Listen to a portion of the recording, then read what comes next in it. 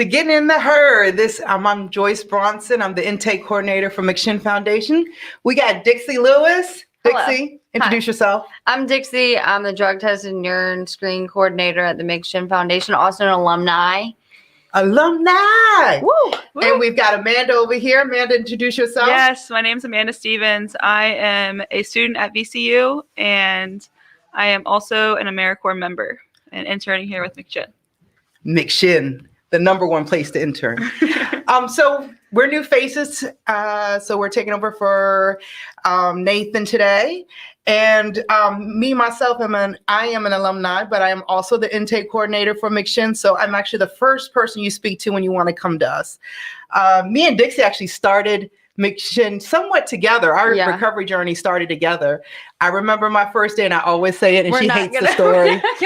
I had to shadow Dixie, and she left me in the parking lot. I mean, I don't think it was the parking lot. I think it was more maybe like the kitchen of the house or something, but somewhere around there. But we started together, and I just celebrated my 2 years on Sunday. Yeah. And you celebrated yours when? February 1st. February 1st. Congratulations. Yes. Awesome. So Amanda's not in recovery, but she works around us all the time. Yes.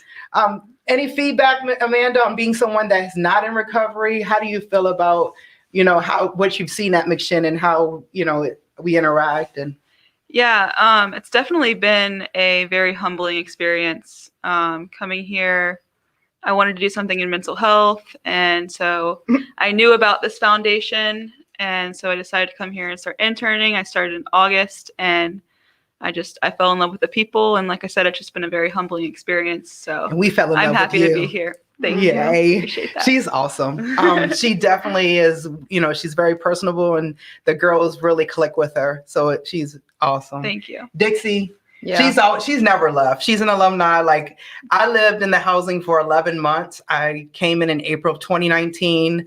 I lived in the housing for 11 months, became house leader and everything. And then I moved out, but I still continued to stay here. Dixie left, but she still stood around. And then she decided to come back to us and start working as a staff member as well. Yeah. What made you decide to come back? So I came here February 1st, 2019 is when I moved into housing, and I also stayed for 11 months. So I moved out December of, what's this year, 2021? So December, December of 2019. And I just wanted to stay connected. Like, I feel like this place is home. Of course, I love the staff members. It's pretty much the same staff since when I came in. So it's just like. Did I change? Am I not the same? Well, I mean, you can't tell. Yeah. You're literally the same. So it's like I said, it's like home for me. So it's like a comforting place to come. I know I'm safe here, so I just always came here. That's awesome. Because do you know how much I hear about that? Like, always, like, we have a lot of alumni that come here to McShin just to come hang out, like be around the staff members. And it's not necessarily that they're going to use, but it's just that they like the environment, because they're like, it's like coming home. Yeah, it literally is. And when you come here, someone's always hugging somebody. Even though COVID, we got to do these taps now. But now we also even have the alumni room. Which is cool. I mean, there's like a big screen, 72-inch TV? Something like that, bigger than what I got. Yeah, like furniture and stuff, and it's got a coffee bar. So really, like, it's welcoming the alumni to come back. It's like, hey, there's a safe place here. You guys can sit in. You guys can, have a gathering and anything you want. Do step work somewhere quiet. Absolutely. Right. Yeah. All you got to do is like schedule it, and you can even get you an alumni key for a donation. So it's awesome. Yep. Well, what do you think? How do you think it's going since you started yesterday? Like, your official first day of being the boss with the UAs and everything. It's going. I feel like I'm doing really good with it. I'm adjusting. It's a lot. Like I said, my neck hurt a little bit. I'm just kind of being on. Get her a neck pillow. Yeah. Dixie is used to serving. She has been a server for quite some time, and now she's got to sit down and sit still. Yeah, I'm sitting still, and I'm not used to it. So I get up and move when I'm able to. But I feel like I'm adjusting. It's a lot more than what I originally thought it was, which is nice because my day flies by because there's always something to do. There's not that much downtime, so I like it. I like it. Amanda, what do you like? You do a lot on the weekends, right, with the girls? Yes. What is your favorite part of it, and what do you how do you feel about it?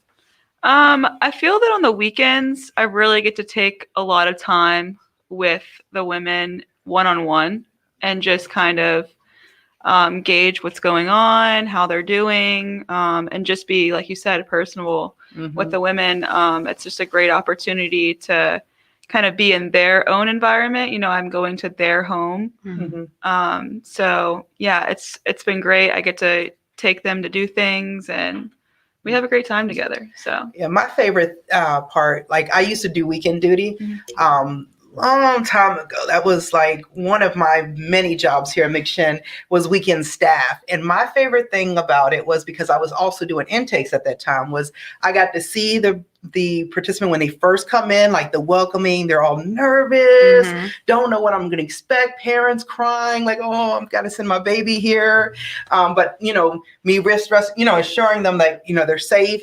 And then a week after I'm working on weekend with them and I see how they've grown in just a week. Yes. Yeah. Like people are so nervous when they first come to McShin. And they start to get comfortable and they start to like get friends that they live with, like they get acquainted with them and they become friends with them. I think that's awesome. Yeah. And it's like, you always see some growth. And that's what I love about weekend because it would be some certain, amount of days that I can't see them. And then I see them after this, this weekend. And then I see them next weekend. I'm like, wow, look at how much you've grown. I literally remember one individual that I had that was an intake. This dude came in and didn't speak to nobody. I mean, wouldn't say yes, no. He was so mad mom and dad were dropping him off. Like he was angry. And he had like a lot of aggression, anger, but he wouldn't do, he was just like that, set like that. It was right when the COVID first started. So he had the mask on. And I said, well, and mom and dad are like, well, we're going to drop him off. And I was like, all right. I said, you're going to be here. You're going to, trying to explain the stuff to him. He wouldn't say anything. And I said, okay. Yeah. I said, well, we can sit here all day. I'm here till 5.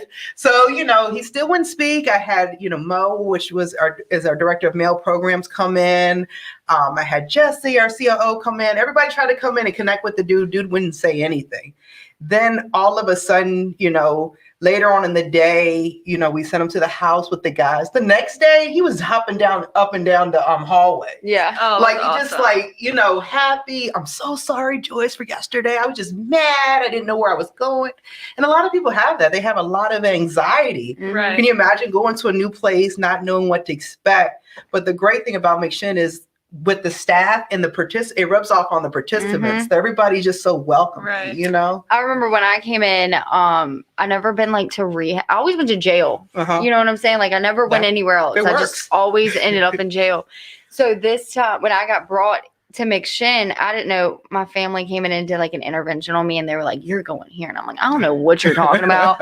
I'm not going. And then after a lot of convincing, I was like, all right, screw it. Like what's the worst? It's got to be better than jail, And so I was really nervous because I had never done anything like this. But then once I got to the house, I'm still friends with a lot of the girls I was in housing with till this day. So like once I got to the house and I became friends with or started talking to these women, I related. We all have like a similar story, Right. So and most of us are here to accomplish the same goal. So like I started relating to them on that level. I'm like, all right, this isn't that bad. Yeah. I always tell people, I'm like, listen, if I could, compare living, like if I could say to me living in a recovery house, I've never been to college ever, don't even know what they look like, but if I could like compare it to something, if I could imagine what like a sorority would be like living in a recovery house would be that, like your group of women or men, whatever.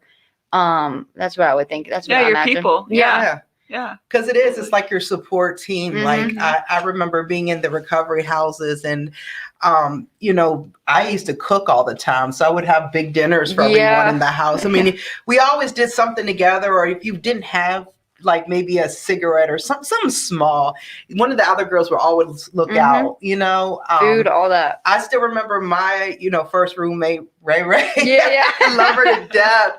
But my first day at McShin after you left me, and Ray, she's never gonna let me live this down. No. Ray took me under her wing. Like, I understand Dixie left you, so be with me today, Joyce.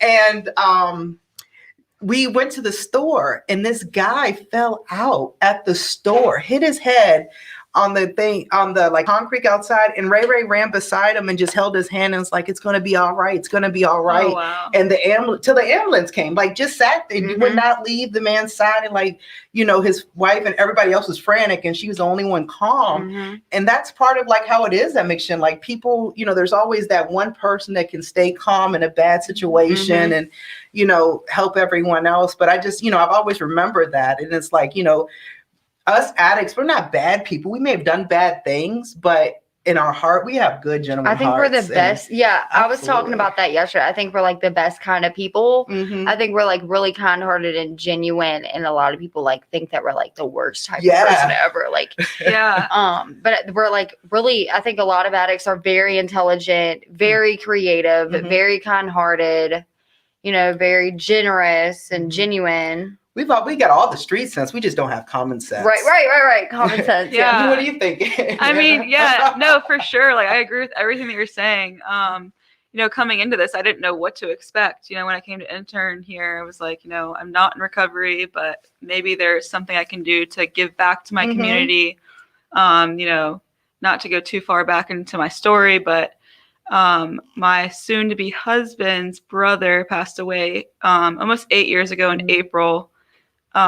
While he was in recovery. And so we always said that we would do something, you know, to give back to the community. And then when I came here, I didn't expect to, you know, fall in love with the people that are here and stay an extra semester. But it's been an amazing experience. And, you know, I've never been to a place that everyone is really, truly striving to do the same thing. And it's a positive thing, you know, it's to help people and care for people, and just the family unit that's here is just incredible. So, so I just really, really love that about being here. So, and we love you because you fit right in. Like you would never know that she wasn't one of us. Thank you. But she is one of us. Yes. I mean, and let's just look at some of the comments. We got hi there from Maryland. Is that T Scott? Y'all know I can't see. T Scott. Hey T. Hi. Hi from Richmond.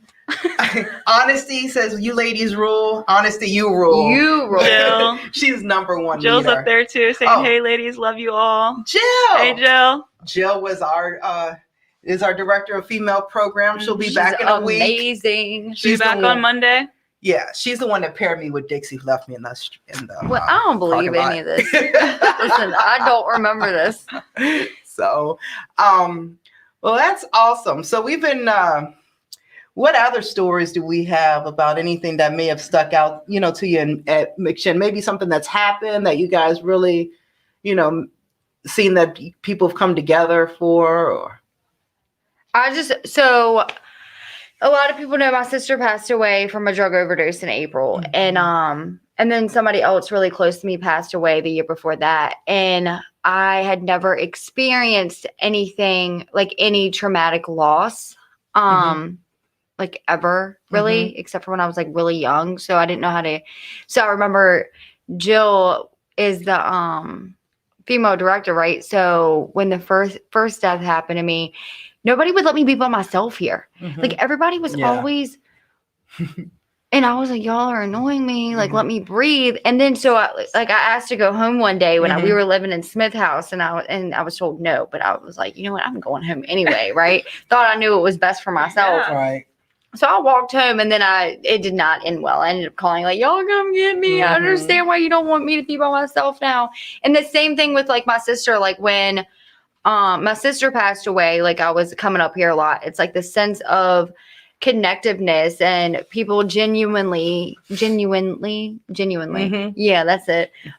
Caring and like trying to be there for you. And it's like crazy because like people you try to identify out a little bit in situations like that. Like they don't know what I'm going through or whatever, but it's like amazing because I mean, it sucks, but it's awesome when you're going through it because like a lot of people do. So I liked coming up here for like just to be with people who understood, you know what I'm saying? And like would be there with me and for me. Right. Yeah. And that's happened like in the beginning of COVID. Yeah. So I brought my sister here actually on 2 different occasions.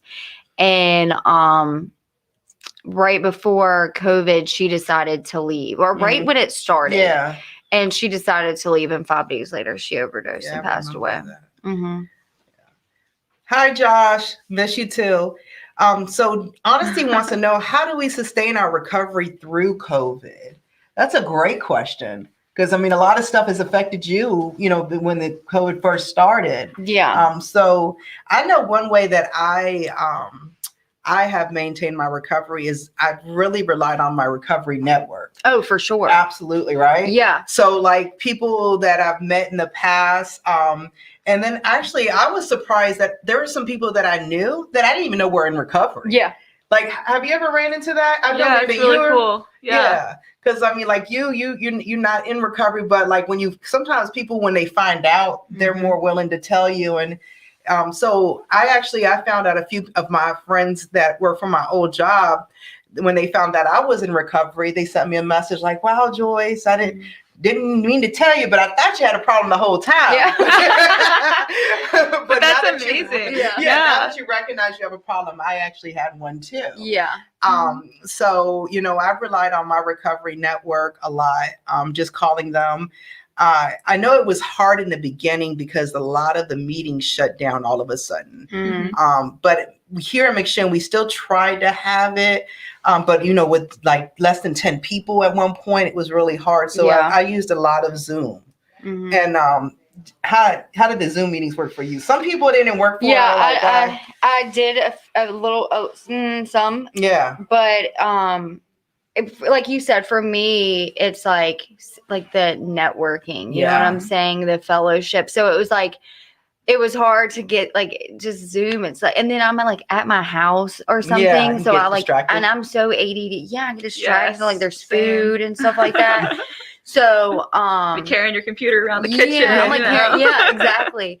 So it's like I would get distracted a lot. So I did it a little bit at first, and then when we slowly started opening back up, I would make it a point to go when I could, and that helped a lot. And it's like, you know, it's always like you go out to eat and stuff after meetings with your friends. Yeah, we couldn't. It's like we can go, but like 5 of us have to go. You know what I'm saying? And then I just started like going to my house and having people come back with me, or like going to somebody else. I know we were having like meetings in somebody's backyard at one point for whoever. So it wouldn't be too many people at whatever meeting space, you know? But really what's helped me during my quarantine with my recovery, like you said, was my network and my sponsor. So I'm like, I talk to her all the time. And like, so whenever I was feeling a certain type of way or something was going on and like I couldn't go to a meeting or something, I would always call her. And I hung out with her a lot.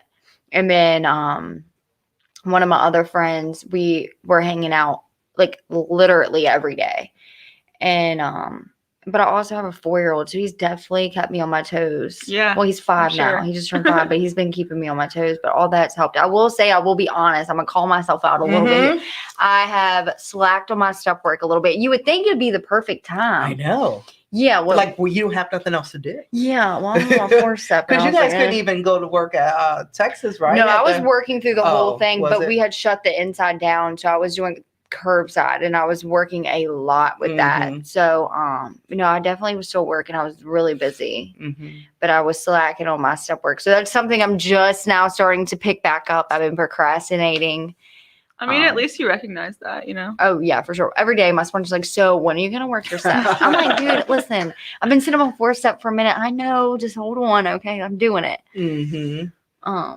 Yeah, but my network definitely has been holding me together. Yeah, the network, I think, you know, the network you develop, like I always tell individuals like new to recovery, the most important thing is, you know, other than just, you know, staying away from Joyce, is to actually have a strong network to build up. Like a lot of my coachees, this might help you as not being a person. But I know my biggest thing starting recovery was when I went into the rooms to ask another female for their phone number.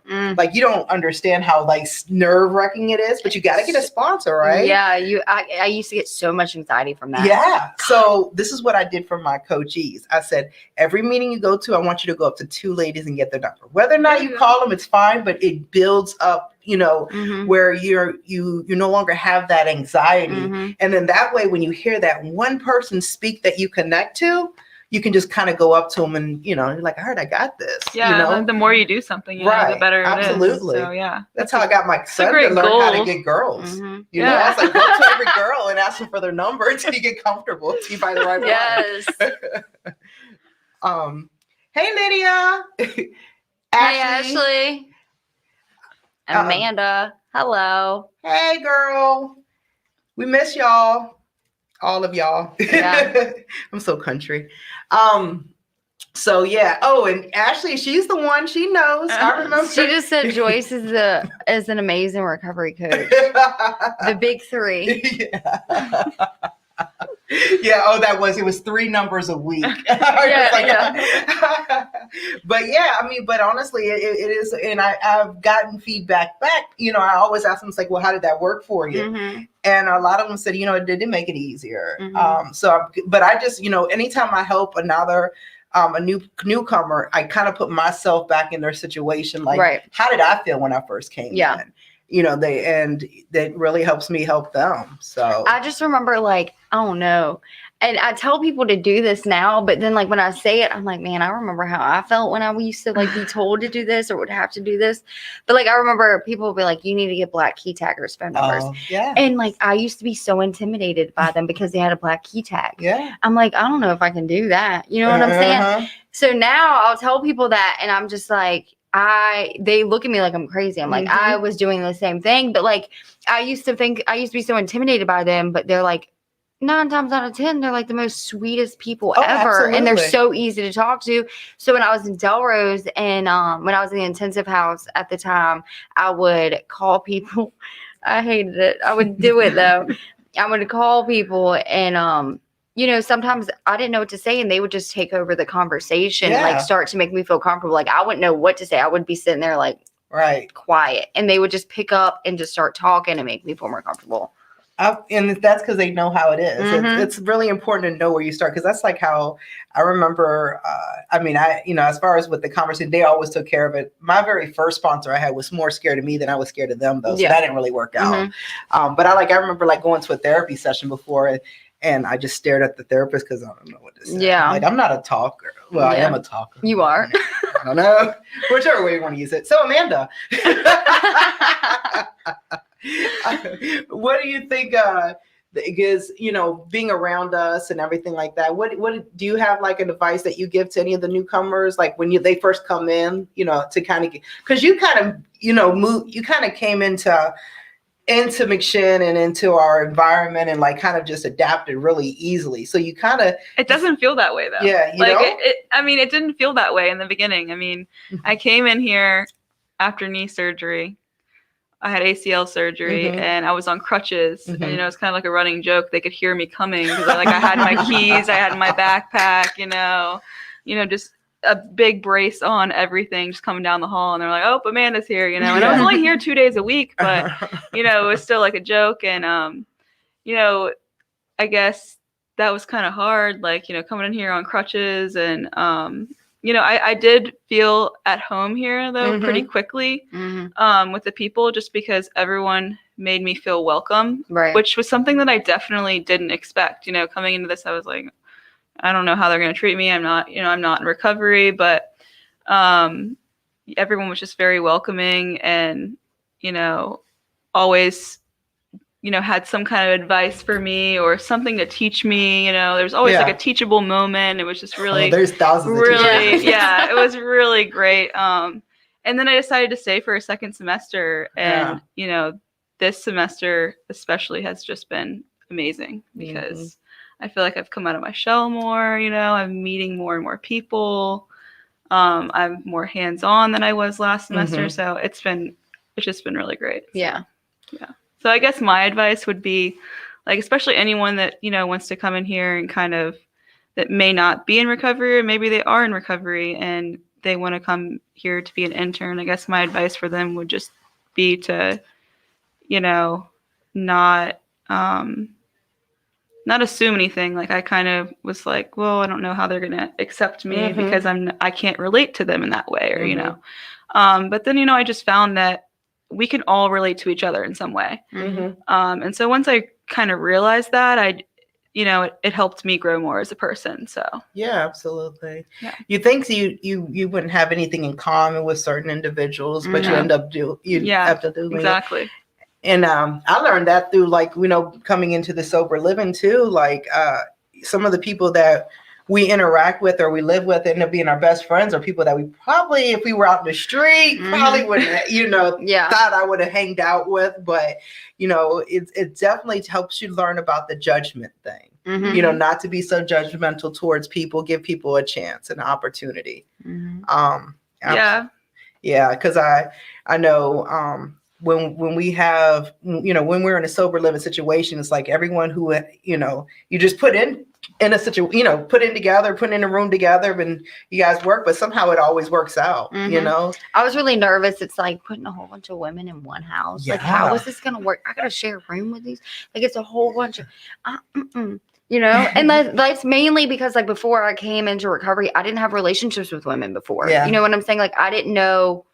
I didn't have relationships with anybody, period. My family, you know what I'm saying? Nothing. So when you put me in a house with a whole bunch of women, I was like, I don't know how this is going to go. Right. And, I started using in high school. So it's like whenever, and I haven't had friends since. So it's like when I came in and I would try to like make friends, like, I don't know, I would revert back to like the high school relationships where it's like a whole bunch of this, Right. So it would make me really nervous living in a house full of women. I was like, I just don't understand how this is going to work, but it did. And like, it's like a big family. We learned how to have healthy bonds with other females. Cause I know that is actually the number one thing that I hear about new women intakes. I mean, I hear from like, I don't hang out with females. Yeah. I don't deal with females. I've heard that a lot too. Right? Yeah. And that's just because, when we're out on the street and we're using, we don't care about anyone but ourselves. So, you're used to people coming at you for different things, but not really being sincere because they're all using too. So everyone's out for themselves. If they're sweet to you, they have an underhanded reason why they're being sweet. Yeah. And when we're here, it's like, why are you being so nice? Why are you being so nice? But this person really genuinely cares. Like and I know a lot of people are like surprised when they come in here and they're dealing with the staff, even like if something happens and the person has a mishap, they get a hug, we sit down and talk, we're not judgmental. And they're like, well, wait a minute. Yeah. Like, you guys really care? Yeah. And it's funny when they really realize, like you can see all of a sudden when that defense comes down and they're like, oh, so. Yeah, I feel like I've gotten that a lot, since being here, especially with the women. Like, I show up to the Chester house and they're like, oh my gosh, who is this girl, And many of them have, told me, like, when I first met you, I just thought you were stuck up. And then they're like, but as soon as you open your mouth, then I realize it's different. Yeah. And so I always like to hear that feedback, because then I'm more aware of maybe how I'm carrying myself or how I'm maybe portraying myself or, whatever the case is. So it's been very interesting to hear that feedback because all in all, obviously, I'm not like that. So I don't know. It's just kind of cool to hear that. So it makes you self-aware. Like, definitely. Sometimes you're doing things you don't know you're doing. Definitely. Yeah. Lisa said Smith House. Smith House? That's what we used to say. Yep. You remember that? Every house meeting would be like Smith House. Yes. We had the best house. I really think back, like when women are like, I want to leave. Yeah. I'm like, listen, just hang out for a little bit. Like, I promise you, like, sometimes I miss living in a recovery house. Like, you know what I'm saying? That connectiveness. I was like, I promise you, this is going to be like one of the best times of your life. It really is. Just sit down, hang out for a little bit. Like, you're going to like look back on this a couple years from now and be like, man, I miss that. Yes. I'm going to tell you, because like when I moved out of housing, well, actually I was in Smith House. I ended in Smith House into my own apartment. I went in there and like, I'm so used to when I want to watch a movie, I had someone to watch a movie with. Now it's like me and my two kids and they're grown. So like, I haven't watched a movie with anyone since I left Smith House. Like I've been by myself, just watching movies. No, no one's there. Honestly said, I didn't trust anyone when I got to McShin, especially women. It was my low self-esteem and insecurities that got in my way. Now I have the most amazing women in my life and that have literally saved my life. We are still friends since I've lived in McShin, in Smith House. That house is special to me. She was a Smith House Yup. alumni too. You know what? That's just say something about Smith House, because you know what? You were Smith House. I was Smith House. Honesty was Smith House. Yep. Amanda, you're gonna have to come in and live in Smith House. Okay. Yeah, she's like, fine. Just get the boys out first. I don't know how Scott would feel about that, but you're like, I'm gonna go away for a little bit. But it's a big difference when you move out. I know that was one of them, and then also have me having to readjust my cooking, because when I was you were cooking for the whole house. Yeah, Lisa actually, and Lisa, I love you too, and I miss you. But me and Lisa would take turns cooking for the whole house, so I would cook for like 12 people. And then when I went to my own house, I was cooking for 12 people, and I only have me and my two, and I go, And that's something that was awesome. Like, we did family dinners, and it's like, it wasn't only our house. Like, I hear a lot of them. Like, I think I overheard one of the guys the other day saying they had family dinner, I guess, at the intensive house. That's so great. Yeah. So it's like, and I know Delrose does it. The one in there. Yeah, the Chesterfield house also and that's like a great way. I remember we were in Smith House, we made a night specifically for that, for all of us to sit down and like connect with each other and get to know each other, you know? I thought that was awesome. Yeah, because a lot of times, I mean, you know, even though we're in the same house, people are working different shifts, and it was just a way that we all could sit down and, you know, kind of connect, like you said, one-on-one, and, you know, talk about some recovery. And then also, if a girl had something going on, I mean, our bonds were just built so much that if someone had someone going on like that, and that's why I say it's so important when you're in recovery to have at least one person that you go to. Yeah. Because sometimes you're nervous to tell everybody because you're scared of the judgment. More so, you know, like, I'm just like, not that you want to get caught, but I'm like, they're going to say something about me. No, I ain't part of the crew. Yeah. But that's not it. You know, everyone's had that situation. But it's really important just to have, and that's why I said if you can have at least one person that you speak to, and that's why I think also the meal time is good, because it gives people a way to connect to each other and kind of talk. And I thought it was really cool when I heard that the Chesterfield house was doing that. And I guess this is going back like even just a few weeks ago, driving to the women to the Walmart and them, you know, corresponding with each other about what they needed. Okay, you get this, and you know, you get the bacon, and you get this and that, and so they were making their lists and writing it down. And I thought that was so cool. And was, you know, I even said something, you know, and was saying, oh, so you guys, you know, making dinner all together? Like, oh yeah, you know, so and so, you know, cooks, and then I'll cook this day, and I'm like, that's awesome, you know. Yeah. So I thought that was really awesome. What I think is cool about it too is I remember me and Lisa, we always used to cook such a big meal that some of the guys would come over to eat. Yeah. Like if people were hungry and they didn't have any, y'all were feeding everybody. No, but it was like, I remember Ben and them, we used to come over all the time and eat. Yeah. It's like Smith House is known as the place that you can come get a meal. When the girls live there. Yeah. When the girls live there, not now. Sticky guys. Yeah. But yeah, you would be able to come and get something to eat, and, you know, we'd feed you. You would never leave us hungry. What did Honesty say? She said, how can people in the community better serve those who are in early recovery? They're at different houses. That are at different houses? Yeah. Absolutely. People in the community, they can help serve, you know, just by calling us first, of course, and checking and seeing, you know, what we would need. But a lot of times people will come and make some packages, you know, for like the newcomers. I find when people come in, you know, I have some people that come in, they'll come right off the street. So they don't have like, you know, body wash, toothpaste, toothbrush. We're really not taking clothes right now because, you know, you never know with everything going on, COVID. True. But definitely like sealed stuff like toothbrush, toothpaste, deodorant, a bag of socks, or a bag of underwear. Yeah. You know, when I came to McShin, I had no socks. I had no socks, and I had 2 pair of underwears with holes in it. And then someone from McShin took me to the store within a couple of days. That's been, you know, but that's what happens. So it's valid. Like, you know, we have people that literally come off the street, and like I said, we're such a welcoming place that it is a safe place for someone. Or we'll have an alumni that was here, they left, one thing had led to another, they you know, they didn't continue with their recovery and they lost everything, and then they decided to come back, and you know what, welcome home. You know what I mean? We're going to give you you know, whatever you need. We have a little closet down there, and if we don't have it, we'll find out some way to do it. But definitely the community could help by just donating items like that. Notebooks, we love notebooks. Pens, you know, because I tell them journal. one thing about it is don't leave the stuff built in journal. Yeah. I do a group. It's called Let It Go. And that's a good one. Yeah, we did it yesterday at Chesterfield, and it's like, I got everyone to get a pencil and paper, and they write down everything that's kind of like they've been holding on to, because sometimes you can't tell everybody everything. Right. And then I play the song from Frozen, Let It Go. That's the first thing that popped in my head. Oh my gosh. I did it. That's awesome.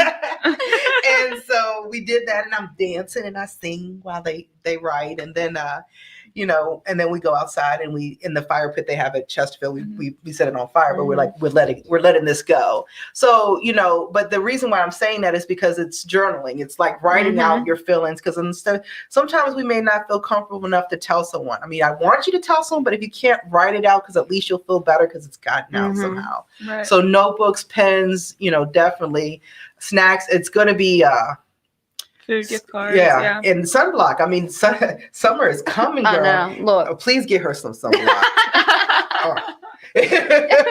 Listen, I'm scared. Yeah, I know. I'm scared for you. Lord have mercy.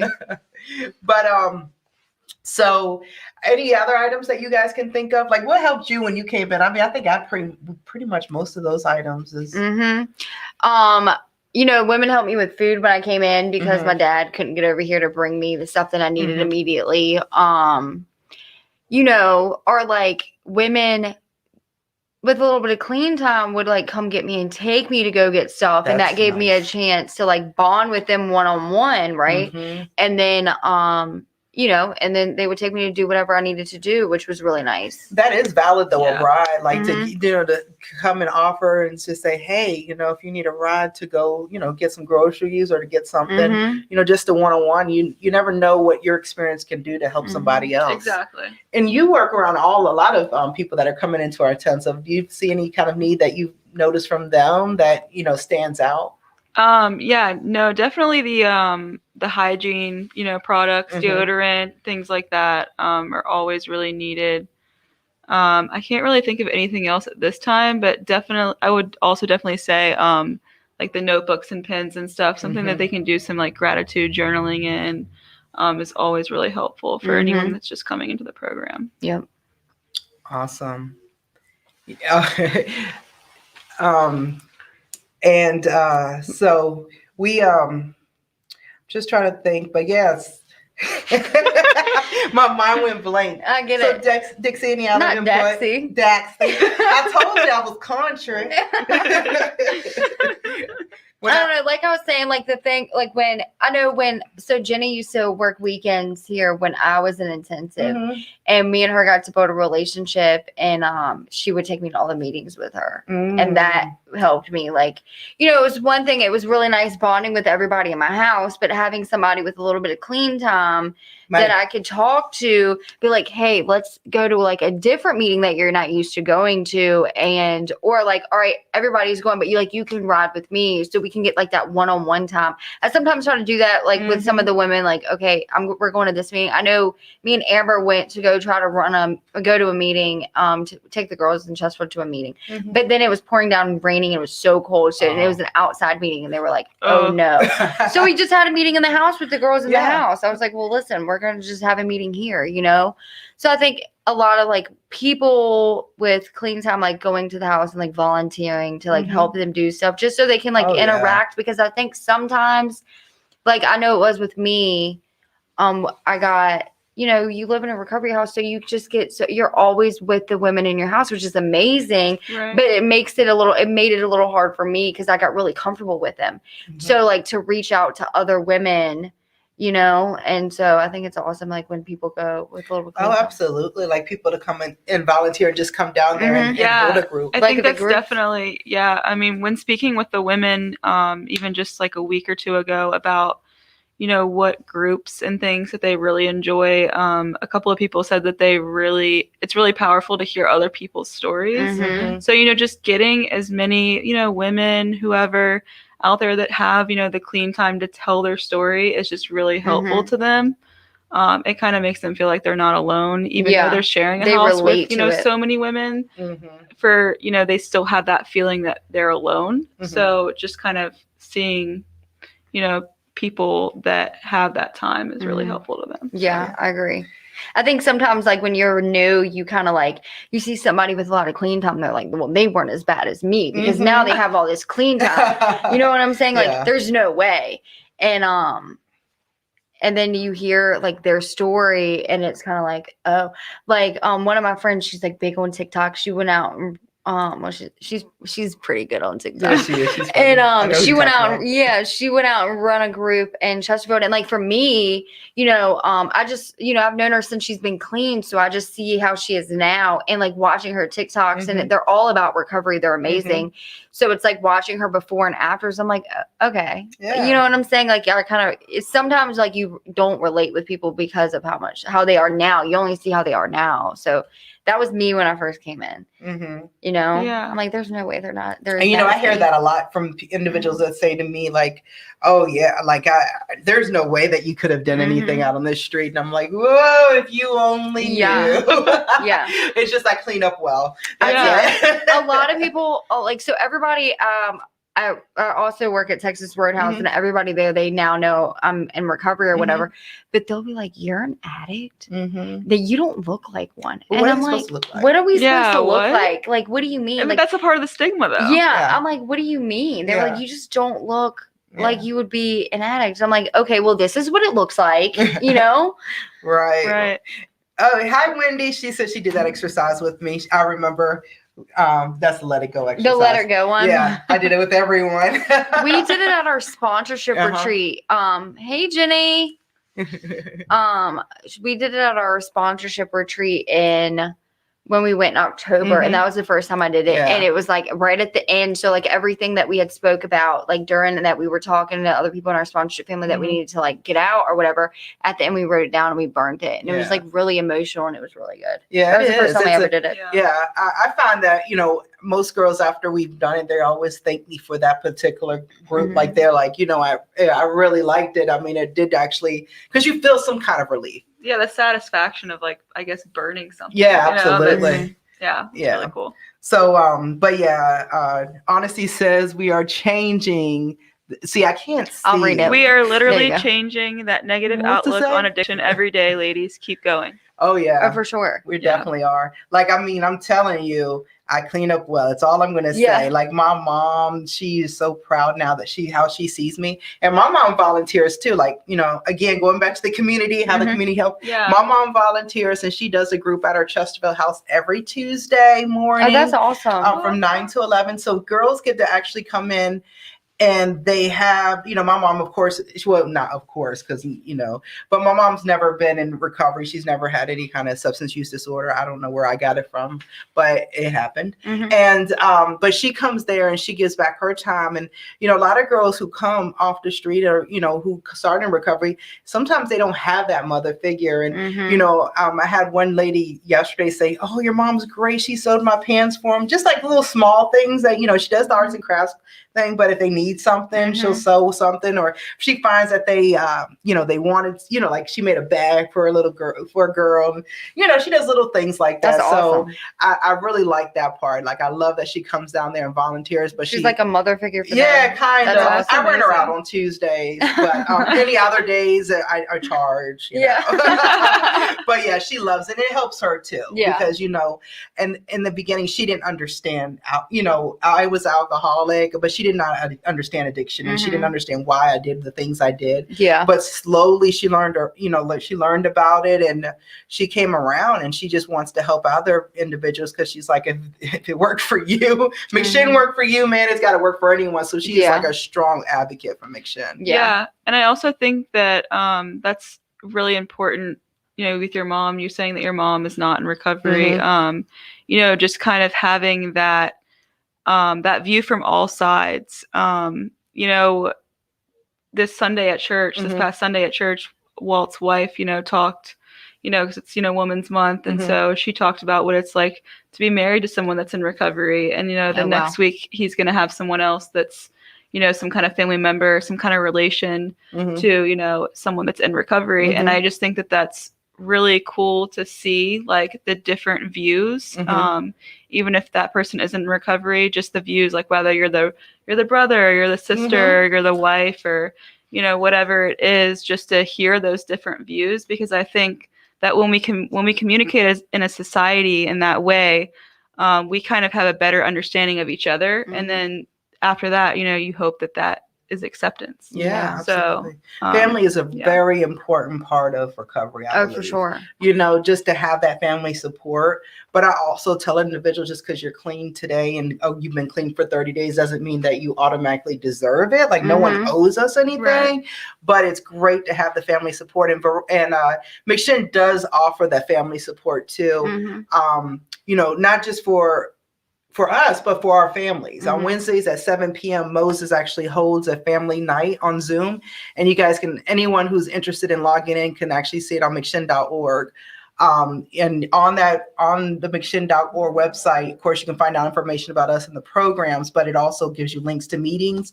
And every Wednesday night at 7 p.m., Moses has Moses is our CSAC, our certified substance abuse counselor, and he connects very well, because I always get good feedback from the families, and I know sometimes families don't know how to get the help that they need. And it's not just for our participants either. It's, for anyone who wants some help. But because I think it's, just like we're healing, our families are healing too. Exactly. And for sure. I thought it was a big thing for her to come and give that help. But it definitely is a big thing. That's awesome. Yeah. It's great. I'm proud of her, but yeah, I grew her up. You should be. You grew her up. I grew her up. So anyway, you expanded her mind. I did, and it's just for so long she saw me a certain way, and then she never gave up on me, man. Like, she, people told her, write her off, don't worry about her anymore. You know what? There's nothing you can do with her. And then now today, I'm talking to y'all about recovery. Yeah. You know what? Giving people ideas. Yeah. My mom was the same way. Like, for years when it came to me and my sister, she just did not understand it. Now, I come from a family of addicts, but my mom is not one. So, she just dealt with her mom and Barrett didn't really do that at the same time. So it's like when it came to me and my sister, she just did not understand what was going on. So it wasn't until I came here for a little bit, her and my dad. Now, my dad, he is an addict too, but he doesn't choose. He's just abstinent. He just races his race car, and it's good for him. But my mom, it took her, and my dad kind of understanding it. It took him a few months after me being here. And, I was talking to some, and now they're very supportive. Like, my dad gave me his truck keys one time, and that was like a big step. You know what I'm saying? Like, him give me his truck. I was like, okay, you trust me? We're here now? You know what I'm saying? So it's amazing. Now we have a great relationship, but I was just talking about that yesterday. Like, when we first get clean, we want everything back like immediately. I have 30 days clean. You need to give me this. Like, what do you mean you don't trust me? I'm like, dude, it takes time. You know what I'm saying? It takes time. It's not something that we're just going to get instantly. Like, everything's not going to fall in place instantly. But if you keep doing what you're supposed to be doing, and everything will fall into place exactly how it's supposed to. You can't rush anything. Yeah, I tell everybody, words are just actions you want to do, but words are just things you want to do. Actions is what you're going to do. Showing people, like, you keep telling people, I'm clean now. I'm gonna do this. I'm gonna get a job. I'm gonna do this. I'm gonna stay clean. And I'm like, dude, your parents have heard this 1,000 times. I'm not here to sugarcoat it. I want to let you know straight up what you need to be successful. Sometimes people actually need those facts stated to them. Because they think, I've been clean for 30 days. I don't understand why she's not answering my call. Give her time. She wants to, because nothing hurts our family more than having their hopes up that we're going to be clean, and then we mess up. Yeah. Or we do something. I did that so many times. Yeah. I would go to jail and come home and be like, I'm good. Yeah. Like, I'm going to do great. And then, like, right after, not okay. Yeah. You know what I'm saying? And then I'm back in jail again. And my mom's like, why? My dad, especially. I thought you said you were. I'm like, well, yeah, see what happened was. Words. Things that we want to do. And I think as humans, we all want that immediate gratification. Oh, for sure. It's a normal response to anything. But yeah, having to realize that that's not the way it is, it's also hard to deal with. Well, you guys, I've enjoyed my time with y'all. Yes. Yeah. I loved it. Thank you, ladies. I hope you guys enjoyed us. Thank you, everyone. Bye, guys. Bye.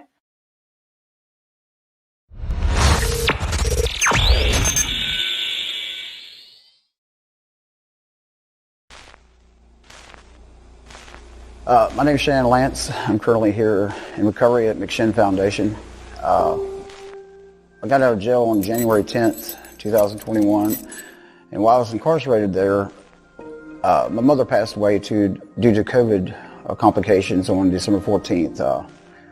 It was a really challenging event in my life. While I was incarcerated there, I watched the recovery videos and the podcast on the tablets there, that was made by the McShin Foundation. Getting the Heard podcast really made me feel like I was a part of something on the outside, because, there's people that are commenting and just seeing, people that I was incarcerated with on the videos, and just thinking, man, that's going to be me, before too long. And, I'm going to be sitting there in them rooms and, be able to be a part of the podcast and getting the Heard series. And, now I'm a part of the Heard here at McShin, and it's an amazing feeling, and it's nice having a fulfilled sense of hope in my life currently.